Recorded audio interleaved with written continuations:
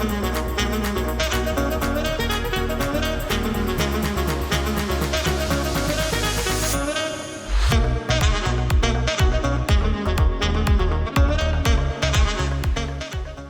back to the show. We are here with Judge Nelson Johnson and Ralph Hunter.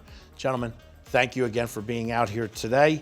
Listen, we were talking a little bit Atlantic City, entrepreneurs, leaders. We get to the 60s, the convention. Then there's a little ebb and flow with the city. Mr. Hunter, talk to us about that a little bit, where it went, and then we're going to go to the 70s and then present day. Okay, if I could just touch base on what happened in Atlantic City. It was called redlining. Redlining is a section of town where they would only sell or rent a house to a person of color. Redlining started when Atlantic City got started, when Nucky Johnson was here. Blacks lived on the north side of town, and they lived between Connecticut Avenue and Arkansas, from Atlantic Avenue back up to Venice Park, but not including Venice Park. Venice Park was all non-African American. So that was the area where the African Americans lived. And the town has really, really flourished back in the 20s, 30s, 40s, 50s, and 60s.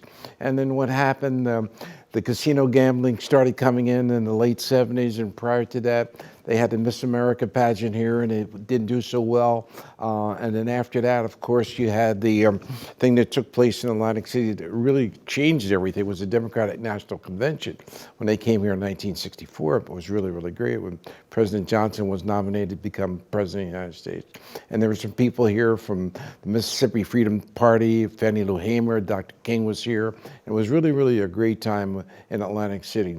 And I had the opportunity to be up on that boardwalk when that was going on. It was a great time in my life. And I'm sure the judge could really elaborate on it because he documented all of those things that took place. It was an exciting time, the freedom of summer, 1964. LBJ chose Atlantic City because the Vietnam War was starting to really get out of control. And he wanted to be in Washington, but a helicopter ride away from the convention. New York was too far. Baltimore didn't have the proper facilities, so they chose Atlantic City. And Mr. Hunter's right. History got made here. The Mississippi Freedom Democratic Party, it really exploded the Democratic Party of the South, because the Democratic Party of the South looked to Fannie Lou Hamer and they said, we're not going to rub elbows with her. And that's what began the biggest change in American politics, where the solid Democratic South in about 7, 8 years became the solid Republican South, and it has remained that way. The beginning of all that, the catalyst, was right here in Atlantic City. And it was a fascinating time. Amazing. And as we move forward, Mr. Hunter mentioned it, the casinos, 75, 76, I guess. 79. It was voted on in... The first casinos opened up in May of 78. Right, resorts. Yeah, Resorts International. People were standing in line. I remember looking at those pictures. Mom actually opened up in the housekeeping of my mom, so before she went to Kessler Clothing in Hamilton. But I remember the jackets. You had to wear a jacket and whatnot. But the reason I bring that up too right now, and we'll go into it, is with the casinos. Listen, we were going through an ebb and flow, as I like to call it. But when the casinos, late 70s, early 80s, a lot of the mom and pop sort of stores, retail, was that, a thing of the past? I mean, we still have some of our restaurants sticking around because the casinos would have now 4 or 5 restaurants, retail. I think that's changed a great deal, because if you look back what was happening back in the 20s and 30s, where African Americans were forced to live in these areas and create their own businesses and their own hotels, that started to change once the casino industry opened up. If you ask yourself a question, there's only 4 basic businesses that survive today that could have survived back in the 20s and 30s. There's only 4 basic businesses that are still surviving in that contained red line area. And one of the businesses, of course, is the funeral parlors, the black church, the beauty parlors, and the barbershops. We had, like Judge said, 13 black doctors here. Now there's none. We had some 34 liquor licenses that were owned and operated by African Americans, and there's not one on the north side now. So it's the vanishing north side as we knew it back in the 20s, 30s, 40s, and 50s. Well, Judge?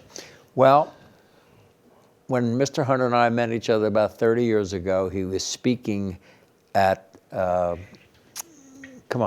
old public library. Yeah.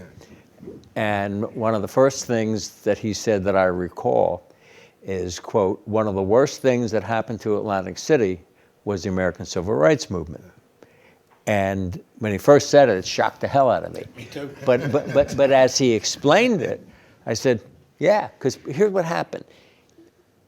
People had the freedom to move, and some of them did move. And most of the people that moved were important role models for the community. And that's not just Atlantic City, that's all across America. Whether you go to Baltimore, Pittsburgh, Chicago, Kansas City, the old cities that had pockets of African Americans forced in there by segregation, many of them have really suffered from the exodus of successful people in the North Side. I mean, like I said, there's not one doctor in the North Side today. There was 13, 70 years ago. That I find, gosh, I don't know what to say. It's speechless. It's just what has happened. No, it just happened in Atlanta. It's happened all over the country. Right. No, I said, universal. But here's what it is. It's what I call the law of unintended consequences. Very good. Very well said, Judge. You can set out to do something good. You can succeed in doing the good thing, and then an unforeseen consequence that's negative pops up and like, oh man, how'd that happen? We never saw that coming. Okay, and that happens a lot. I mean, sometimes the better grows out of the worse, and the worse grows out of the better. I mean, that's history, and you don't really understand it until it's you're down the road away, and you look back and you say, oh man, I didn't see that coming. Right. It's just slamming you, being proactive instead of being reactive, and that gets the reactive didn't really work out. So we're a town of 25 to 30 million visitors a year. I'm not sure what the numbers were back then, when we're talking 60s, 70s, but that infrastructure, which we're having, we're going to touch into the present day a little. Is the infrastructure built again for Atlantic City to have another revival? I know we're jumping a little bit, but not a lot has been built in housing, I'm saying. Well, more people live in a bedroom community than live at the actual resort. There are people who live in Margate, Ventnor, Longport, who are living now out in the county. They live in Galloway Township, Egg Harbor Township. So a lot of the people who lived in the city, who worked in the city when it was the old Atlantic City, no longer live downtown Atlantic City. They live in a suburban area. But the big mistake I think that they made here in Atlantic City is that when they started the casino industry, they didn't put a wage tax on the people who came here to work in the city. Had there been a wage tax early on, you had some 30,000 people working here. We would have had our streets prepared, we'd have all the other infrastructures put into place, but right now, whatever happens in Atlantic City just gets not as good as it used to be because the dollars are not here to make it work. You cannot blame casinos for any failings of Atlantic City to be more than it is, because government tells them what they can and can't do, all right?